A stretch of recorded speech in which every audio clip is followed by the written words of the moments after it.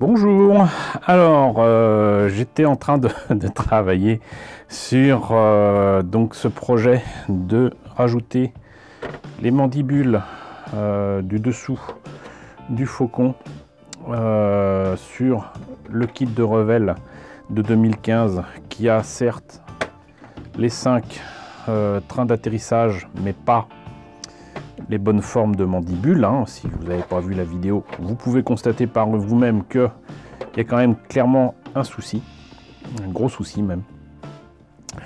Et je me suis dit que ça serait quand même bien de vous montrer comment je vais m'y prendre. Et ainsi parler d'outils que j'aime bien, voilà, qui vont me permettre, je l'espère, de couper les pièces et de le faire sans Dremel, sans machine.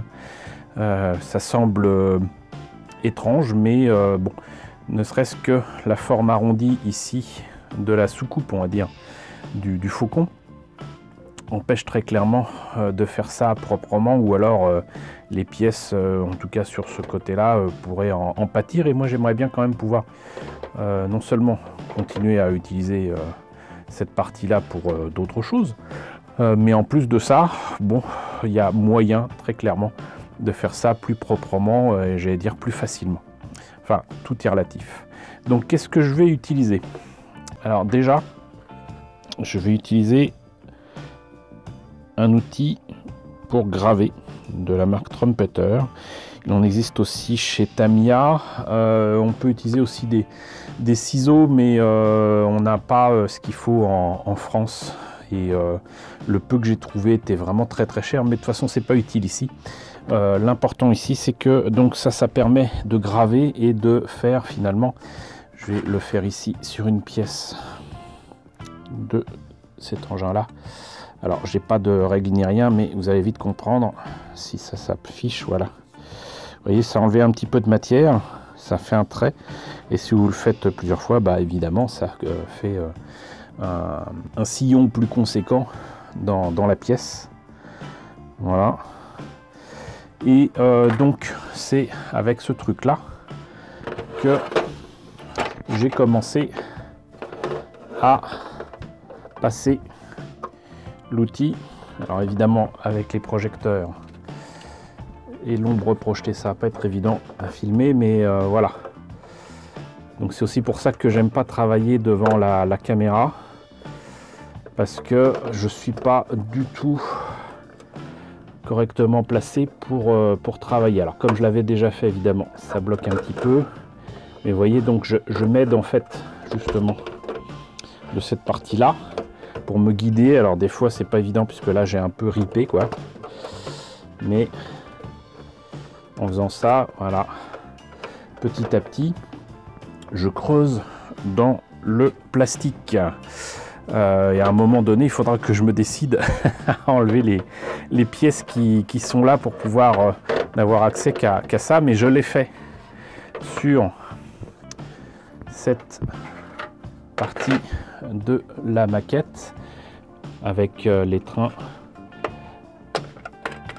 qui vont bien. Et là, pareil. Vous voyez, c'est tout simple. Ce que je compte utiliser ensuite, parce que là vous voyez que donc c'est bien parti entre guillemets, c'est faire en sorte de couper avec une scie en photo découpe, voilà, qui là par contre est de Hasegawa si je me rappelle bien. Qu'est-ce qu'il y a de marqué? Oui, Hasegawa.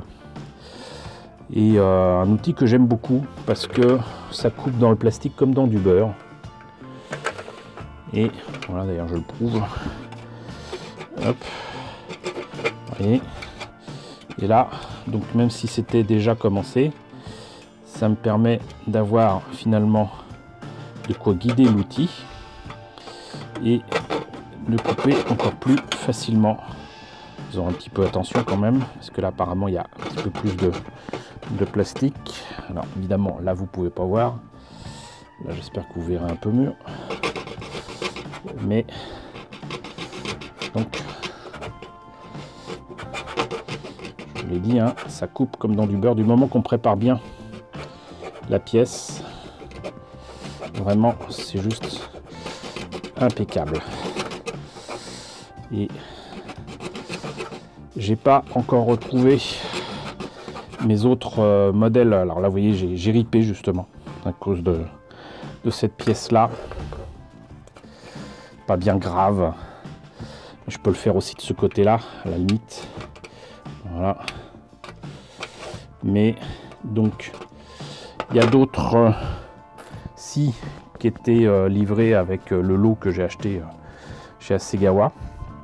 Il faudrait vraiment que je le retrouve, parce que ça, c'est pas la scie qui m'arrange le plus. Et là, il va y avoir un petit souci quand même.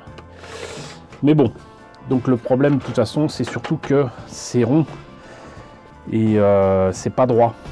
Mais on peut faire des choses droites. Et pour ça, ce que je vous propose, c'est de voir ce que je vais faire aussi sur un autre projet avec un TIE Fighter de Revell. Et je vais vous montrer justement en quoi l'utilisation de ceci et de ceci, et même d'une pince coupante, permet aussi de faire correctement le travail. Donc voyons ça immédiatement. Bon, et donc pareil, hein, ici, avant que, que je n'aille jusqu'au bout de mes méthodes et de mes idées pour découper des pièces, j'en profite pour vous montrer donc ce fameux projet que j'avais autour d'un TIE Fighter classique, mais de Revell, le petit. Pour moi, c'est un EasyKit Pocket, mais je vous en ai présenté un il y a pas très longtemps avec ce qu'ils appellent maintenant le EasyClick System. Et donc, je me suis lancé dans la découpe, comme vous voyez, des panneaux. Et pour ceux qui ne connaissent pas, il s'agit d'un design qui peut sembler simple, où c'est des TIE Fighters d'une guilde minière où il manque une partie des panneaux et qui sont jaunes et qu'on voit dans un ou plusieurs épisodes de la série, l'excellente série Star Wars Rebels, que je vous recommande et que vous pouvez trouver sur Disney+. Et vous voyez, j'ai déjà découpé donc une partie des panneaux, et puis ça peut sembler tout bête, hein, ça peut sembler simple, surtout si on utilise des pinces coupantes, mais il faut savoir que par exemple avec ces pinces coupantes de base ici, je sais pas si ça se verra bien, mais il y a plus de chances en fait d'abîmer la pièce. Alors d'un côté pas de l'autre, c'est-à-dire que là où j'ai coupé ça va, mais de l'autre côté par exemple, inutile de croire que je puisse réutiliser cette partie là telle quelle. Il faudra faire avec donc la partie biseautée finalement, du coup biseautée à cause de cette pince coupante. Mais pour le reste, j'ai fait exactement comme pour le faucon, à savoir que j'ai donc utilisé ce scriber trumpeter, donc de quoi donc graver. Et en gravant les pièces, déjà l'intérieur des panneaux, j'ai pu préparer la découpe. Ensuite, donc toujours avec cette scie en photo découpe. Alors j'aurais pu le faire avec d'autres comment dirais-je formes, mais je n'ai retrouvé que celui-là pour l'instant. Voilà ce que c'est de travailler avec plein d'outils dans plein de caisses à outils différentes, mais ça a fait le job. Et donc je vais en profiter pour vous montrer, du coup je n'ai pas terminé les panneaux, je les ai gardés de côté pour vous. Et donc là ça a été préparé ici pareil, donc je profite du montant ici du panneau pour graver, et sans l'aide d'une règle, puisque là j'ai un guide déjà. Donc hop, comme ça, et je passe dans le plastique assez facilement. Les bouts ici sont déjà coupés avec la pince, donc facile aussi. Donc je fais ça des deux côtés, tranquillement. Voilà, ça se fait pas du premier coup, mais ça se fait. Et ensuite il reste ce détail ici, là. Ici que je ne peux pas me permettre d'abîmer avec la pince coupante. même si de l'autre côté il n'y a pas ce détail parce qu'il y a une autre pièce plastique qui se met ici. Il ne faut pas que je l'abîme. Donc ce que je fais, c'est très simple. D'une part, déjà, si ça n'est pas complètement coupé, je passe cette lame, donc c'est plutôt cette scie ici. Là, comme c'est déjà préparé, pareil, j'affine encore la découpe. Vous voyez, je passe carrément là et ça coupe comme dans du beurre, donc faites attention à vos mains. Mais voilà, donc en faisant comme ça, déjà, je prépare tranquillement ma découpe et donc il reste ici. Donc là, je mets du trou, enfin de la tranchée que j'ai fait. Je passe la scie comme ça.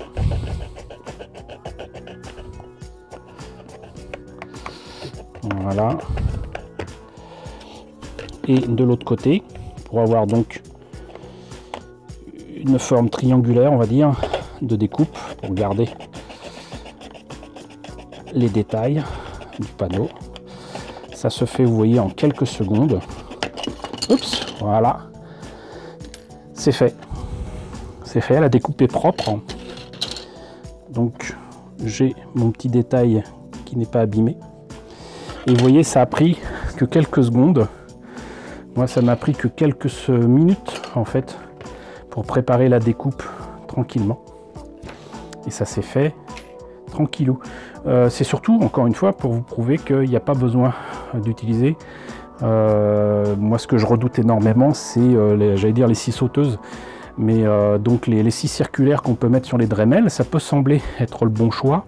Mais dans certains cas, y aller tranquillement à la main, avec ici donc de quoi graver, préparer la découpe, ensuite y aller avec ces scies là, ça va aussi vite, c'est surtout beaucoup moins dangereux et tout aussi rapide, pour ne pas dire que ça permet quand même de couper correctement, puisque je le rappelle encore une fois, si vous utilisez une Dremel avec une scie circulaire ou même donc une mèche, il y a de fortes chances que vous fassiez la découpe, certes, mais surtout vous aurez du plastique fondu. Donc là, j'ai pas fondu le plastique, j'ai plus qu'à revoir ici les bords et je dirais que mes panneaux sont pratiquement prêts à l'emploi. Voilà. Donc on revient sur le faucon et sur ce qui reste à enlever comme matière, hein, sur ce brave faucon de Revell, pour en faire un digne faucon Millennium avec 5 trains, mais surtout une épaisseur réduite.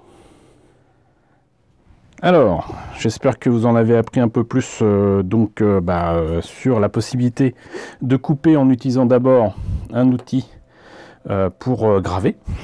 Entre-temps, j'ai retrouvé les outils qui me manquaient, hein. Voilà, comme quoi chercher de quoi détailler un autre projet qui n'a rien à voir avec le faucon, qui est donc le TIE Fighter de la guilde minière, m'a été utile, voilà, parce que les outils m'attendaient tranquillement. Donc sur un plateau que je vous ai recommandé de nombreuses fois, qui sert normalement à servir par exemple des boissons chaudes. Voilà, mais moi j'utilise souvent ces trucs là pour mettre les outils, les peintures, tout ce qui est nécessaire à un projet en cours. C'était le cas. Et donc je les ai retrouvés. Et tant mieux, donc en plus de cette scie et de cet outil pour graver, j'ai retrouvé donc les deux autres scies en photo découpe d'Hasegawa. Donc vous voyez que c'est un peu plus pratique pour moi à utiliser et à tenir.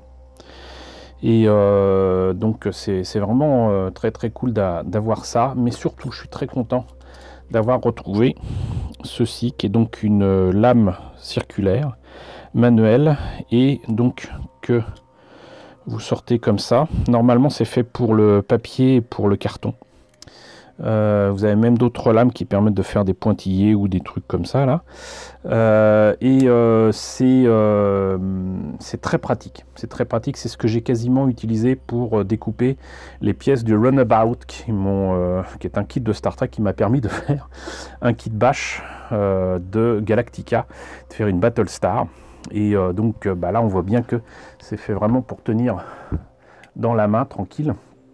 Et on peut l'utiliser exactement comme ici pour couper ou préparer une pièce. Et ça c'est cool. Si j'avais pu la trouver plus tôt, ça aurait été bien. Et sinon bien évidemment vous pouvez toujours utiliser votre lame fétiche, celle que vous préférez, mais il y a de fortes chances que vous ripiez comme je l'ai fait tout à l'heure, et du coup ça devient un peu dangereux. Donc je vous recommande pas spécialement ça, ou alors faites-le comme ça vers l'extérieur, comme ça vous risquez pas de le mettre vers vous, et là ça devrait aller. Mais j'en profite aussi pour indiquer que la prochaine vidéo, de toute façon, parce que là ça fait un peu long, concernera le souci de découper du coup là-dedans pour désépaissir, sachant que outre que ça va pas être si évident que ça à couper, il va falloir aussi adapter les docking rings qui sont du coup pas de la bonne épaisseur. Donc je pense que justement avec ces outils là, je vais devoir couper ici cette partie là, réadapter ce qu'il y a derrière. Donc c'est pour ça qu'il est important de ne pas les foutre en l'air en utilisant une pince coupante. Je pourrais très bien le faire ici, hop, me débarrasser de tout ça, mais après je fais quoi? Parce qu'il y a des détails là-dessus. Donc il me faut récupérer quand même ces pièces là pour réadapter l'épaisseur que j'aurais choisi. Et mine de rien c'est pareil avec ça. Voilà. Donc ça, j'avais trouvé des solutions pour mon faucon bleu que je vous ai déjà présenté, qui est donc par contre un très gros kit, un très beau kit de MPC que beaucoup détestent parce que soi-disant il est pas beau et tout ça. Moi je le trouve très bien, mais effectivement il a quelques soucis, dont l'épaisseur du kit. Et si on veut régler ce problème d'épaisseur, il va falloir trouver des solutions. Alors autant pour les docking rings, je vous ai dit ce que j'en ferai, autant pour ça, il va falloir que je retrouve un autre outil qui permet en fait de bloquer la pièce et qui me permettra de couper dedans le plus droit possible, parce que là c'est quand même autrement plus épais. Mais notamment enlever déjà les bandes qu'il y a là, ça peut être pas mal. Il faudra aussi que je coupe en plusieurs parties pour réutiliser cette pièce là telle quelle, hein. Et voilà, autant là ça peut être faisable et ça peut se faire tranquillement, autant ici ça va être autre chose. Se pose un autre souci aussi, c'est que mine de rien le faucon a ces bandes de plastique ici qui imposent l'épaisseur que l'on voit là. Donc il va falloir aussi couper là-dedans. Et peut-être là par contre y aller comme un sauvage. Peut-être. C'est pas forcément l'idéal. Parce qu'après l'épaisseur du kit et le kit ne reposera que sur ces pièces là. Mais moi je pense que c'est encore ce qu'il y a de mieux. Parce que de toute façon désépaissir ces trucs là, réutiliser ensuite ces pièces là, ou alors peut-être justement garder ces éléments là. Bon, donc on va réfléchir à tout ça pour pouvoir faire un beau faucon. Reste que je suis bien content d'avoir eu la possibilité du coup de vous présenter ces outils qui me sont toujours très utiles, mais dont j'avais pas eu l'occasion de vous parler jusqu'à présent. Et j'espère surtout que et la présentation de ces outils et le lancement de ce projet vous intéresse. N'hésitez pas à me dire ce qu'il en est dans la section commentaires. N'hésitez pas à suivre le prochain projet du TIE Fighter que je vais publier à la suite. N'hésitez pas donc à liker, c'est très important. N'hésitez pas à partager, n'hésitez pas à vous abonner si ce n'est pas déjà le cas. Coucou aux nombreux abonnés qui nous ont rejoints ces derniers temps. Bienvenue ici. coucou aux grands anciens qui me suivent depuis plus de 5 ans. Merci à tous de votre fidélité, merci à tous de votre soutien sur Tipeee et sur PayPal. Surtout, prenez soin de vous. Je vous laisse avec la liste des contributeurs de la chaîne et je vous dis à très bientôt pour la suite de ce projet de modification du Faucon Millenium.